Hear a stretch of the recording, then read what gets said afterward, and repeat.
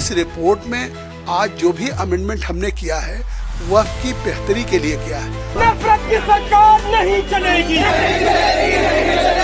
वक्त बिल नहीं है, धोखा दिया जा रहा है कि इसे गरीबों को मिलेगा नहीं, ये बर्बाद करने के लिए बिल। तानाशाही नहीं चलेगी। वक्फ बिल में बदलाव को लेकर जेपीसी की रिपोर्ट पार्लियामेंट की चौखट पर दस्तक दे रही है। उधर जंतर मंतर पर all India Muslim personal law board खूंटा गाड़ के बैठा है कि हिम्मत है तो बदल के दिखाओ। जमीन हड़पने के मामले में बेलगाम और बदनाम वक्फ बोर्ड के पर कतरने की तैयारी से अफरा तफरी मची है।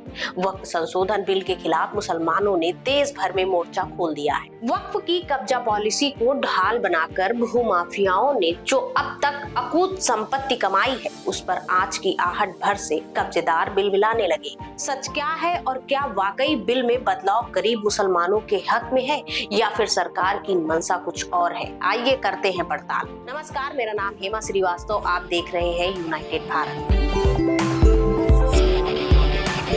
All India Muslim personal law board की कॉल पर जमीयत उलेमा ए हिंद के अध्यक्ष मौलाना महमूद मदनी, कांग्रेस नेता सलमान खुर्शीद, इमरान मसूद और असदुद्दीन ओवैसी जैसे नामचीन दिग्गज वक्फ बिल के विरोध पर प्रोटेस्ट में शामिल होने के लिए जंतर मंतर में हाजिरी दे रहे हैं। जमीयत उलेमा ए हिंद के अध्यक्ष मौलाना महमूद मदनी ने इस बीच बड़ा बयान देकर सबका ध्यान खींचा है।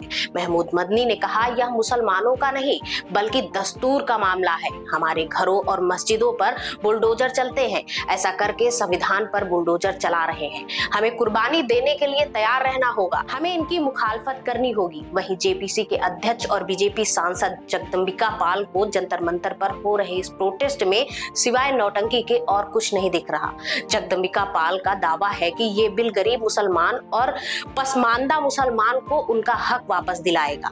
उस रिपोर्ट में आज जो भी अमेंडमेंट हमने किया है वक्फ की बेहतरी के लिए किया है कि अभी तक वक्फ की प्रॉपर्टी को जो बेच दिया करते थे मुतवल्ली, केयर टेकर, वक्फ बोर्ड, उसका फायदा गरीब मुसलमान, खवातीन या विधवा को या बच्चों को, अनाथ को नहीं मिल रहा था। उस वक्फ की प्रॉपर्टी का फायदा मिले। आखिर ये क्यों इकट्ठा है? उनको कानून का भी पता है कि क्या हमने रिपोर्ट दिया, कह रहे कलेक्टर के पास अख्तियार रहेगा। हमने कलेक्टर, सरकार या किसी के बीच में डिस्प्यूट होगा तो अब राज्य सरकार के सचिव और कमिश्नर पे छोड़ा है, तो जानकारी भी नहीं है और इसके बाद भी जंतर मंतर पे देश से लोगों को इकट्ठा करके विरोध किया जा रहा है। पुराने और नए वक्फ बिल 2024 में मुख्य अंतर यह है कि नए बिल में वक्फ बोर्ड की संरचना में बदलाव किया गया है, गैर मुस्लिम सदस्यों को शामिल किया गया है, सर्वेक्षण आयुक्त की जगह कलेक्टर को लाया गया है और सरकारी संपत्तियों को वक्फ संपत्ति के रूप में चिन्हित नहीं किया जाएगा। ये भी तय कर दिया गया है। 1954 के इस अधिनियम में समय समय पर गुंजाइश के हिसाब से बदलाव होते रहे। 1964, 1969 और 1984 में संशोधन किया गया। अंतिम संशोधन 2013 में किया गया था, जिसमें वक्फ संपत्तियों के अवैध हस्तांतरण को रोकने और अतिक्रमण हटाने की प्रक्रिया को कारगर बनाने के लिए कड़े उपाय शामिल किए गए थे। चलिए अब ये भी जान लेते हैं कि आखिर वक्फ बोर्ड है क्या, जिसे लेकर जंतर मंतर पर इतनी रार मची। दरअसल वक्फ बोर्ड एक वैधानिक निकाय है जो इस्लामी कानून के तहत धार्मिक या धर्मार्थ उद्देश्यों के लिए समर्पित संपत्तियों के प्रबंधन का स्वामित्व रखता है। ये वक्फ संपत्तियों के प्रशासन में दखल रखता है, सोशल वेलफेयर के लिए उनका उचित उपयोग सुनिश्चित करता है। बोर्ड भारत के सबसे बड़े भूस्वामियों में से है। अब संशोधन को समझिए। 8 अगस्त 2024 को लोकसभा में पेश किया गया विधेयक मौजूदा ढांचे में महत्वपूर्ण बदलाव करते हुए वक्फ प्रशासन की जवाबदेही और पारदर्शिता बढ़ाने का प्रयास करता है।